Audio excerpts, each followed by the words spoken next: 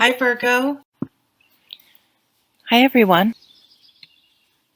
So, at the bottom of the deck, an underlying energy, a foundation, a subconscious influence, something we want to bring to the surface. It can kind of be any of those things. We have the Two of Wands, and twos usually represent decisions, or two people or unions, things like that. And I really feel like the Two of Wands is it's. Um, trying to unify competing demands within ourselves or passions within ourselves, and make some decisions about how we're going to proceed, how we're going to move forward. Um, and so if you've been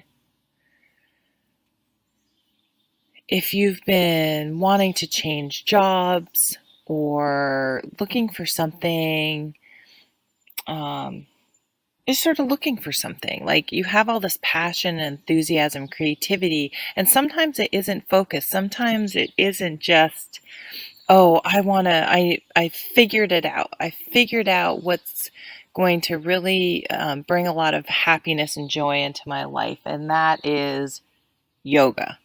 Dun dun, we're done. We're good. We got it. We can do that. But sometimes it's we don't know. It's like this this little bit of discontent or uneasiness or um, restlessness, I think is the best way. And it's hard to, we can't quite put our finger on it. So we're going to have sort of this buildup of wanting things to change, wanting a place to focus our energy. But we're having trouble perhaps really narrowing down exactly what that is or how exactly to go about it.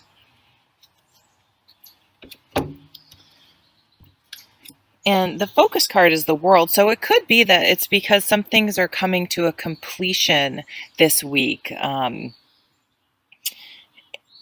some sort of cycle. And these can always be inner cycles or concrete things like finishing a project, um, graduating from school, anything like that. So it's a kind of a beautiful card of a beginning and an end, because once you finish something, then there's sort of not a void, but usually the desire to start something new. And that can be where that Two of Wands is coming in. It's like, okay, I completed that. That's awesome. But as human nature is, okay, what's next? Where am I going to focus my energy next? And that's okay. I think I remember Oprah saying that once. She was like, every time she um, conquered some huge dream of hers, she would realize, oh, I'm not quite happy. And at first she was like, it was really upsetting to her. And then she realized that that's just the cycle. That's the way it is. And not to worry about it and sort of let it set you off. But once you've accomplished something, it's just natural to want to then move on to something else. And it's being crossed by the Six of Cups. So you may even be feeling a little nostalgic that this cycle is over. So it could be something, if you have children graduating, that's always pretty, a time that's sort of reflective and can bring up some nostalgic feelings, or even leaving a job that you don't like can bring, because you put, almost especially if you didn't like it, because it can feel like you expended so much energy and time that it's kind of like, was all that for nothing? Like, what was that for? That was just, and I couldn't make it better. And why couldn't I make it better? And I see we have the Four of Swords crowning us. So I think that's going to play in if any of us are having sort of, it's not even so much regrets, but just like having trouble putting things into a comfortable perspective. The Four of Swords is going to come along and tell us to, I'll just read it now, to give ourselves a break, not most things are not in our control. And we did the best we could with what we had in that situation, with what we had to work with. Of course, we can play the coulda, shoulda, woulda game, but it's sort of like if you just want to be unhappy and have a bad day, then sure, go ahead and play that game and just say, well, I could have done this, and if this has happened, this happened. Or you can breathe, meditate, maybe do a little, I'm big into um, like symbolic things, like write down everything about that situation and put it in a letter or burn it or bury it in your backyard and say, I'm releasing this. I'm letting this go. And anytime it comes up, say, okay, when that comes up, I'm going to replace it with thinking about that amazing vacation I had. And train yourself. We can train our minds to not be negative all the time. But I feel like it's sort of more of like for some of you, it may be a difficult situation, but that you're leaving behind completing, which is great. Sorry, I keep kicking the table. But for some of us, it could be very much, I think, child related as well, missing some things from the past. What's fading away is the strength card. So we definitely, some of us were enduring something that was it just took a lot of inner strength. And we even had to potentially make ourselves vulnerable to deal with it. And so what does that mean? So making yourself vulnerable.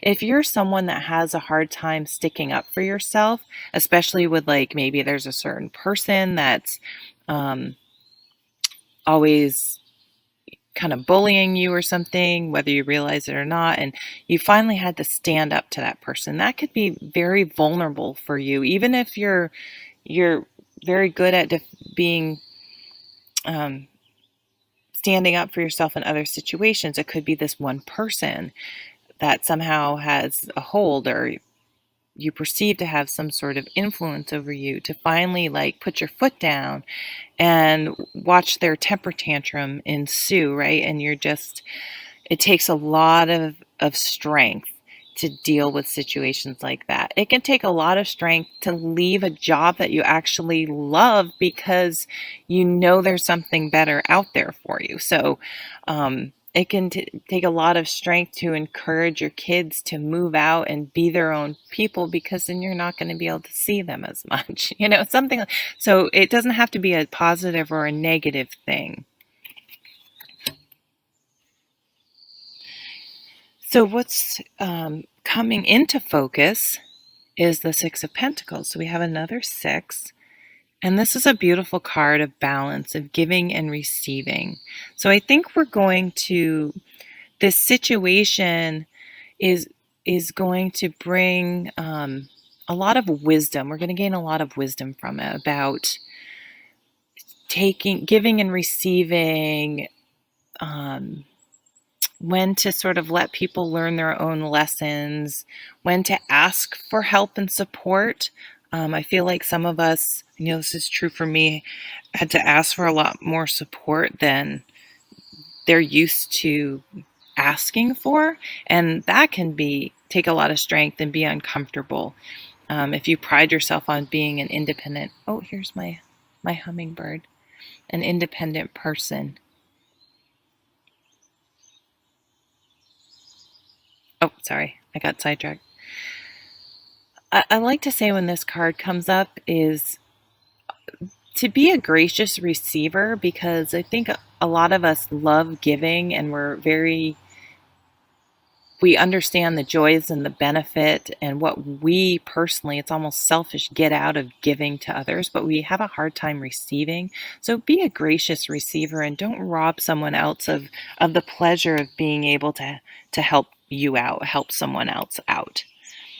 So some outcome cards over here. Let's see what one was not. Wait, the Nine of Swords. Oh, now there are little squirrels running around. insomnia, worry, anxiety. So some of us were and actually I don't usually read reverse cards, but I did happen. Usually I don't even notice. I just turn them around and it goes out of my mind when I do happen to notice it. So hopefully in the reverse, this means we're letting go of that. So if you've had some sleepless nights, some worry and anxiety, I'm going to go back to this Four of Swords of really trying. I know it's easy, like, oh, it's like people who have heart attacks and they're like, you have to reduce stress. Like, how stressful must it be to like have a life-threatening heart attack? And then like, don't stress. Like, okay, that's even more stressful than I'm more stressed than I was before. Like, but look for tools, practical tools. And we have this very practical page coming up to help actively alleviate stress. I'm sure there are things you can find online. You can get counseling. Exercise is an amazing way to release anxiety. So this page is, she's very, or he, sorry, can you hear that loud truck?